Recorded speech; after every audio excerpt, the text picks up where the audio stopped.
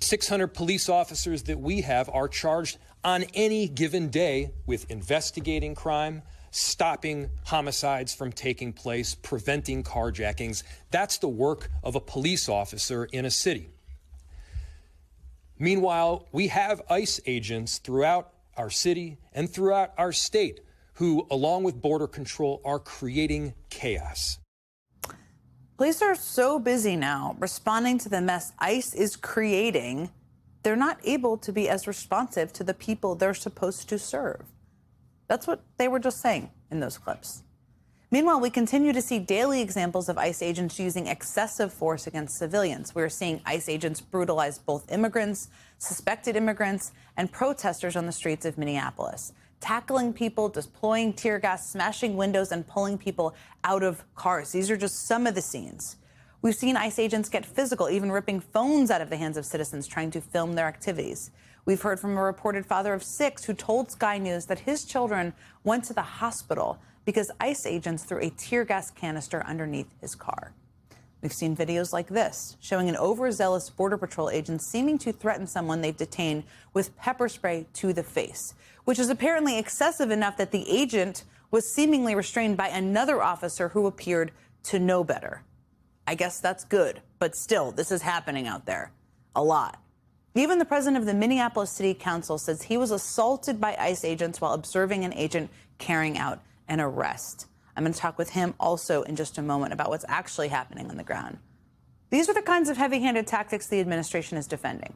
Secretary Kristi Noem even said ICE agents are doing everything correctly. But it's never been more clear that the Trump administration is stoking this chaos on purpose. And we've seen this movie before. I mean, Trump used aggressive ICE tactics in Los Angeles and Chicago to create chaos, which he then used as justification to call in the National Guard and ratchet up tensions even further. And now he's considering a more drastic escalation for Minneapolis. Today, Donald Trump threatened to invoke the Insurrection Act, a rarely used law that would allow him to send the U.S. military into the streets. But unlike his National Guard deployments, invoking the Insurrection Act would allow those troops to carry out law enforcement functions like making arrests and conducting searches. It would militarize the city of Minneapolis, pitting U.S. service members against their fellow Americans. Trump knows his ICE operations in Minneapolis have been a disaster, just like almost everything he's doing is a disaster. But Donald Trump does not know how to admit when he has failed. So instead, he pours more fuel on the fire, stokes more chaos, and makes things worse. Starting us off tonight is Miles Taylor. He was, of course, chief of staff at the Department of Homeland Security during Trump's first term and has been speaking out ever since, incredibly fearlessly. Miles, I know you, and you've written pieces about this too, you're a part of conversations about the Insurrection Act during the first term. It seems to be one of the cycles of threats that Trump likes to throw out there. As you've watched the last week and you've heard his comments, do you think he'd actually try to invoke it now? I think he will. I think he will invoke it. You think he'll do it? And this has been, I think he will do it. This has been 10 years in the making. He has been searching for almost a decade for the excuse, the right moment, the pretext, the visuals that would justify him invoking the Insurrection Act. And I can remember, Jen, when he first thought he had it, or one of the times he thought he had it, it was the eve of his State of the Union address in 2019. And we had to rush to the White House to intercept him in the map room as he was practicing on the teleprompter and keep him from having the stenographer type in an invocation of the Insurrection Act into the address. And we went to White House counsel's office and helped them talk the president down because he wanted to invoke it at that moment on the border. There was a caravan headed towards the United States, and that's what he wanted to use as justification. Remember, Jen, the law says there needs to be an invasion of the United States, a rebellion, or an insurrection. And a group of people coming to the United States border to claim asylum didn't meet any of those criteria. But I will tell you this, towards the end of my time in that administration, I sat down with Stephen Miller in his office on the second floor of the West Wing. You know the space.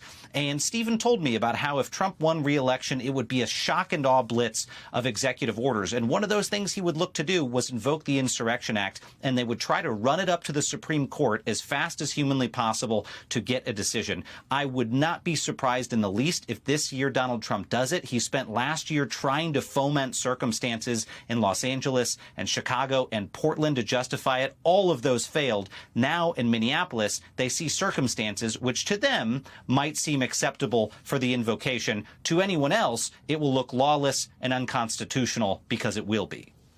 And it will completely militarize the streets of Minneapolis. I'm sure this is a model. I mean, there are so many reasons, and I was talking with some very smart people on my team about this today, that he might think about doing this, right? He wants to normalize military in the streets. He wants to seem in control. He's incredibly insecure, and a lot of things are failing. What do you think? And what is his end goal here as you've mapped this out in your head?